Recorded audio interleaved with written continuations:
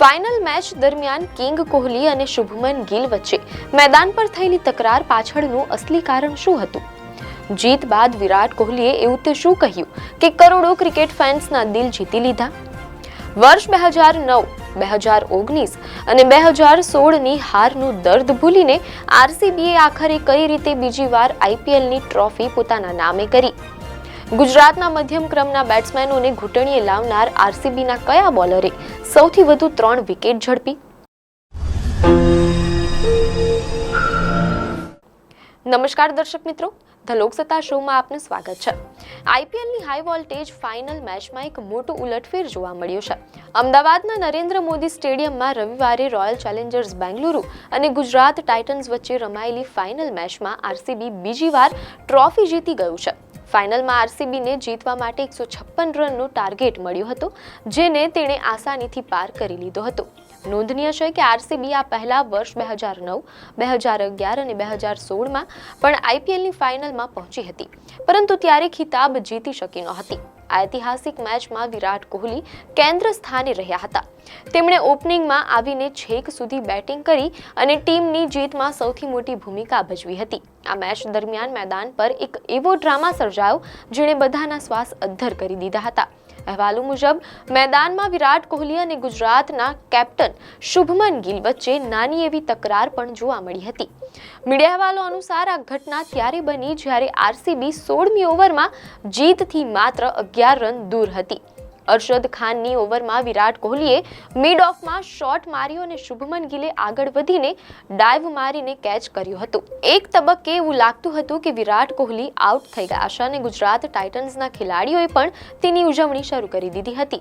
આ સમયે વિરાટ કોહલી 63 રન પર રમી રહ્યા હતા. જો કે વિરાટ કોહલીએ મેદાન પર હાજર અમ્પાયરને અપીલ કરી હતી કે તમે આ કેચને એકવાર ચેક કરો.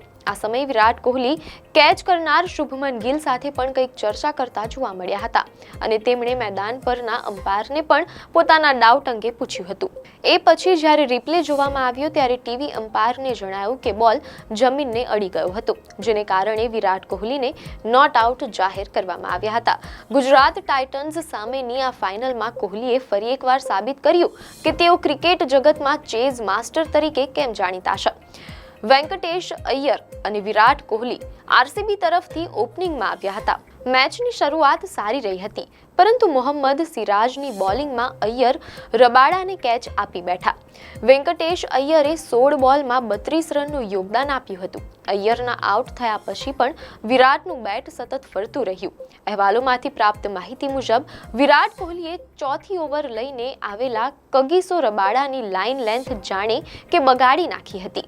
વિરાટે પહેલા બોલે લેગ સાઈડમાં ચોગ્ગો માર્યો અને એ પછીના બોલ પર 4, 6 અને 4 ફટકારીને પ્રથમ 4 બોલમાં જ 18 રન મેળવી લીધા હતા.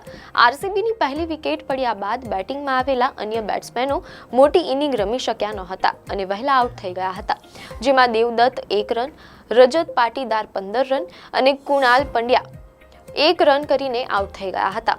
એક તબક્કે એવું પણ લાગતું હતું કે આરસીબીની બેટિંગ લાઇન ભારે દબાણમાં આવી ગઈ છે, પણ સામે છેડો સાચવીને ઉભેલા વિરાટ કોહલી એમના અનુભવના આધારે રન કરતા રહ્યા અને આરસીબીનો સ્કોર આગળ વધારતા રહ્યા. છઠ્ઠા ક્રમે બેટિંગમાં ઉતરેલા ટીમ ડેવિડે આરસીબીના ખાતામાં 24 રન જોડ્યા હતા અને વિરાટ હજુ પણ ક્રીઝ પર અણનમ હતા.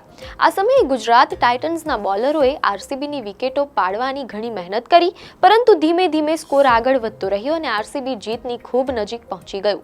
વિરાટે 156 રનના લક્ષ્યાંકનો પીછો કરતા અણનમ 75 રન કર્યા હતા, જેના માટે તેમણે 42 બોલ રમ્યા હતા. આ ઇનિંગમાં 3 સિક્સર અને 9 ચોગ્ગા સામેલ હતા. છેલ્લે અરશદ ખાનની 18મી ઓવરમાં આરસીબીએ જીત પાક્કી કરી નાખી હતી. ઓવરના 5મા બોલે વિરાટે ચોગ્ગો માર્યો અને બંને ટીમનો સ્કોર સરખો થઈ ગયો હતો અને ત્યારબાદ વિરાટે સિક્સર ફટકારીને આરસીબીને ઐતિહાસિક જીત અપાવી હતી. મીડિયા અહેવાલોમાંથી જાણવા મળેલ છે કે શાનદાર જીત બાદ વિરાટ કોહલીએ પોતાની પ્રતિક્રિયા આપતા કહ્યું કે મેં મારા સાથીઓને કહ્યું હતું કે ગત વખતે જેટલું દબાણ હતું એટલું આ વખતે લાગતું નથી.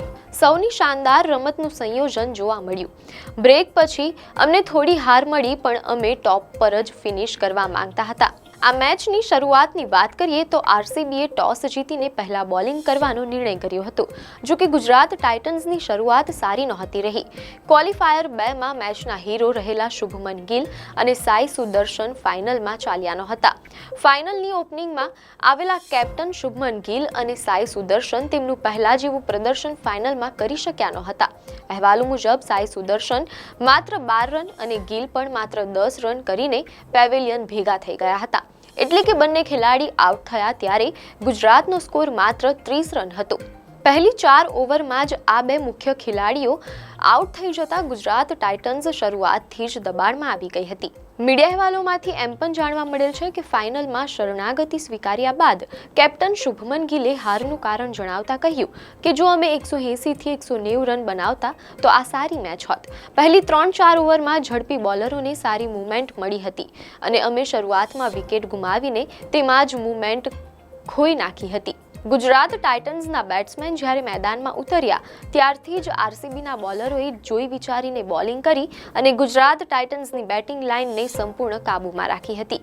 આરસીબીની ટીમમાં હેઝલવુડ, ભુવનેશ્વર કુમાર, ડફી, કુણાલ અને રસિક સલામ ડાર જેવા શાનદાર બોલરો હતા. જેમાં હેઝલવુડે ગત વર્ષે આરસીબી તરફથી સૌથી વધુ 22 વિકેટ લીધી હતી. અહેવાલો મુજબ જોશ હેઝલવુડે મહત્વની ગણાતી ગિલ અને સાઈની ઓપનિંગ જોડીને તોડી હતી. હેઝલવુડે ગિલની વિકેટ લીધી હતી તો ભુવનેશ્વર કુમારે સાઈ સુદર્શનને આઉટ કર્યા હતા. ગુજરાત ટાઇટન્સ તરફથી સૌથી વધુ રન વોશિંગ્ટન સુંદર જ કરી શક્યા હતા, જેમણે અણનમ 50 રન બનાવ્યા હતા. અહેવાલો મુજબ આરસીબી તરફથી રસિક સલામે સૌથી વધુ 3 વિકેટ લીધી હતી અને 27 રન આપ્યા હતા. રસિક સલામ ડારે નિશાંત સિંધુ 20 રન, રાહુલ તેવટિયા 7 રન અને રાશિદ ખાન 7 રનની મહત્વની વિકેટો લીધી હતી. જ્યારે જોશ હેઝલવુડ અને ભુવનેશ્વર કુમારે 2 વિકેટ ઝડપી હતી.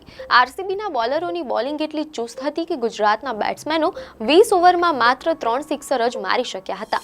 મીડિયા અહેવાલો અનુસાર આ શાનદાર પ્રદર્શન બાદ વિરાટ કોહલીએ આરસીબીની વર્તમાન બોલિંગ લાઇનઅપને વર્લ્ડ ક્લાસ ગણાવી હતી અને જીત બાદ કહ્યું કે હવે અમારી પાસે એવા બોલરો છે જેના પર કોઈ પણ પરિસ્થિતિમાં વિશ્વાસ કરી શકાય છે. તો બીજી તરફ આરસીબીના કેપ્ટન રજત પાટીદારે ટીમ પ્લાન વિશે વાત કરતા કહ્યું કે અમારો પ્લાન એકદમ ક્લિયર હતો અને રન ચેઝ કરવા ઘણું સરળ હતું. અમે તેમની ટોપ 3 વિકેટ જલ્દી લેવા માંગતા હતા. ભુવી, હેઝલવુડ, રસિક, કુણાલ અને શેફી બધા શાનદાર હતા. તો દર્શકો, આ રીતે આરસીબીએ પોતાના બોલિંગ એટેક અને કિંગ કોહલીની અણનમ ઇનિંગના જોરે બીજી વખત આઈપીએલનો ખિતાબ પોતાના નામે કરી લીધો છે. આપને માહિતી સારી લાગી હોય તો વિડીયોને લાઈક અને શેર કરજો, ચેનલને સબસ્ક્રાઇબ કરજો.